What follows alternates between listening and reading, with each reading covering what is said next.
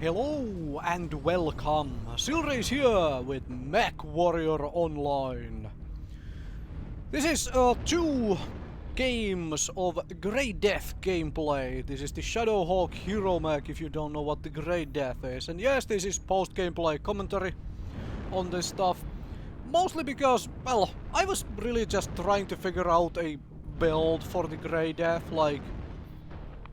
This is an old mech I have had for a long time. It's like, what do I do with this now? With all of the changes which it has had. In that time I haven't even touched it. Like, I believe I had like something like a standard engine something on it before I started messing around with it. And this is the silliness I came up with.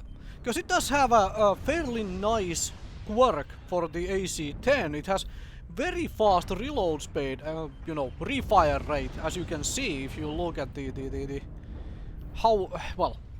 reloading time of the gun, I suppose, the cooldown of the gun between shots is very, very fast.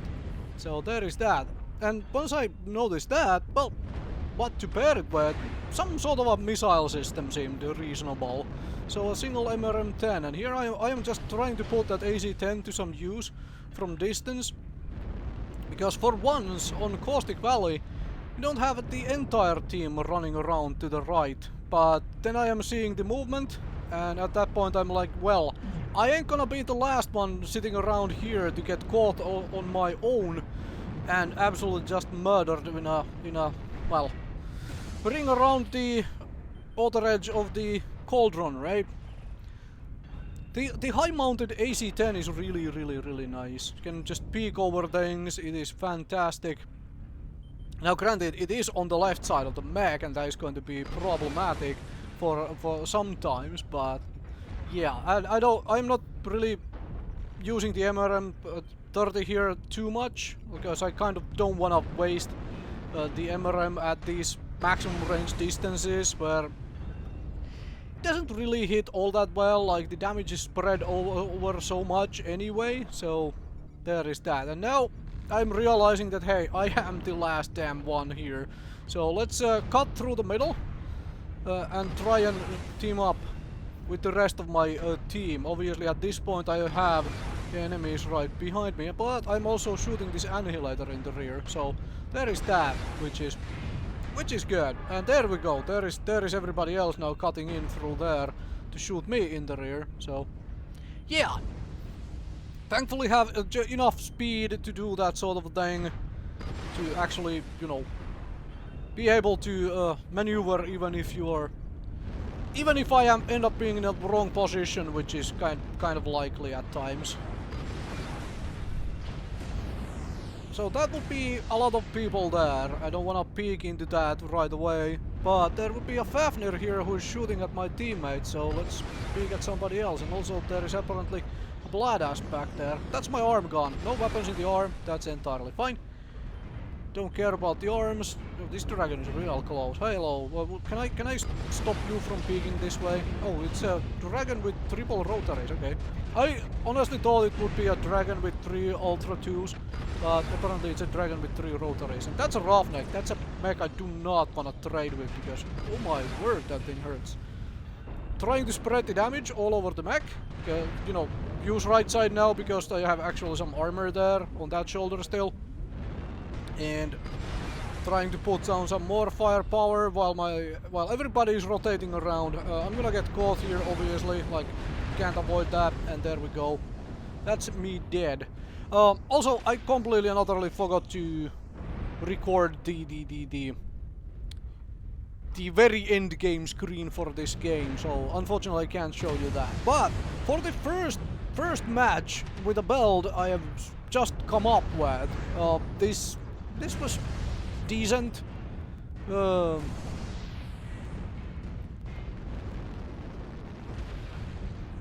Alright.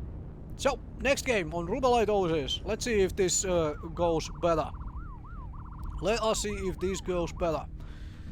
At least try to do a little bit more than 300 damage. You know? That sort of thing.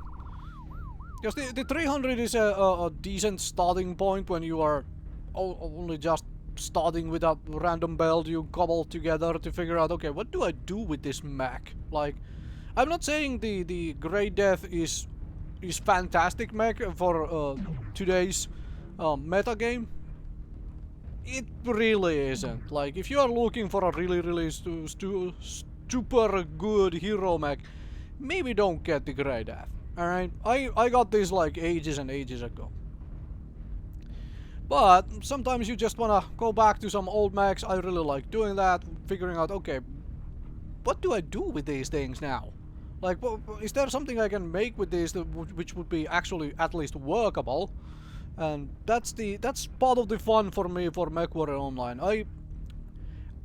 While I obviously enjoy the whole, hey, let's pick the strong mech and, you know, do well in it, I do from time to time enjoy using mechs which aren't necessarily the best of the best, and figuring out, okay, what can I do with this thing to make it at least decent? And that typically involves a whole lot of fine-tuning between, you know, engine ratings and so on, which is why I haven't turned this into a build video, or not planning yet to, because Excel engine, light engine, like, there is a whole lot of choices there, with one of them being obviously slower than the other giving more speed but being more vulnerable, so on. Gonna mess around with more and more engine choices and so on.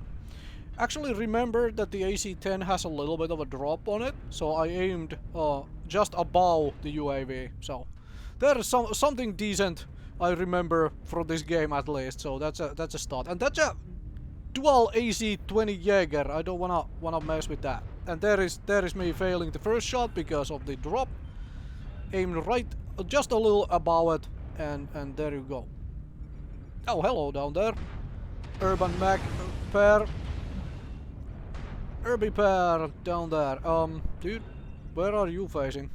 Well, don't matter. And that's me absolutely just missing everything. That's a street cleaner. Don't see a lot of those. Typically see the K9, the other Urby hero. Because, well, frankly, it is just the better mech of the two, the K9. And I don't wanna like start pushing myself, you know, by my lonesome self. Ooh, I even hit that shot. Fantastic. Because this is not extremely tanky mech, so I don't wanna be alone somewhere. Also, even with 82.5 kph max speed, it is simply not fast enough to like really run away if I screw up with positioning and stuff. Okay, that Urby team died. Okay, fine. Oh, another UAV for me to kill. And that was a fail. And that was a fail. Okay, finally I know how to aim.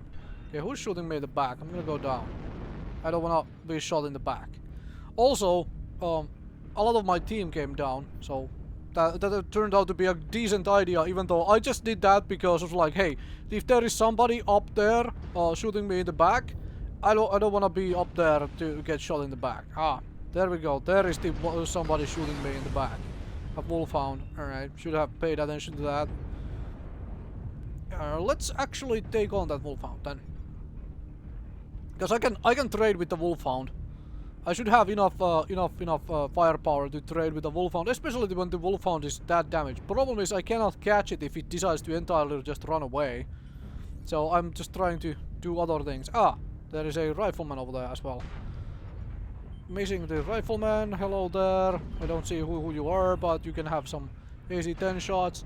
Oh, that's a very old school rifleman with two AC-10s on the Rifleman 3N. If you have never played Rifleman 3N, specifically the 3N variant with two AC-10s, try that out. Because it has the ballistic velocity quirk. You can actually hit the AC-10s fairly decently with that. Okay. Now I'm here with the rest of my team again, and let's start pouring out firepower. I've been doing a lot of, you know, walking around this match, like a lot more than I should have. In general, I should have focused a lot more on actually shooting the opponents, instead of messing around with that wolfhound or trying to find the wolfhound and so on.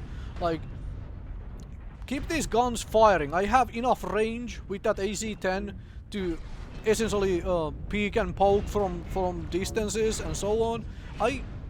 There is so much missed damage, and this is where I decide to go down to help out the friendly over there against this Thanatos, which is overheating. So, but that is also a lot of other big things which I probably do not wanna trade with a whole heck of a lot, especially when it's multiple targets. Well, there is the AC-10 range at least coming into play. Hello there. You can have some AC-10 shells and some missiles. The speed of this AC-10, of how fast it fires, is really nice. Like, the cooldown is so short, man. Reload speed, cooldown, whatever.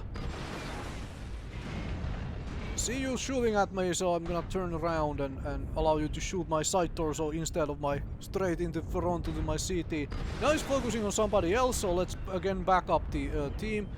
Fully expecting that thing to shoot at me, so Thunderbolt is nearly dead as well. Okay, Thunderbolt is running away. Let's find somebody else to shoot. And there you go. That's what I've been doing a lot more this entire game. Like, just using the range I have. You know, this sort of way. Use the range because I have the range, right? Even though it's half damage at over 700, you know, range, but it would still be damage.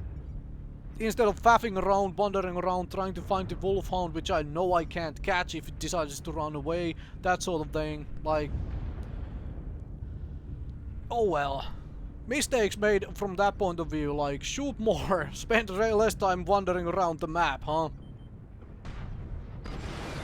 Okay, well, didn't get that kill. Match is almost over. I think there was just a Corsair left. There we go, there is the Corsair.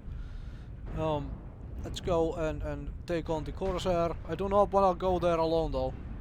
I am a squishy 55-ton medium mech, so let's just go in there and get a little bit more damage in here right now before the game ends. And there we go, and you will get the end game score screens. Thank you very much for watching.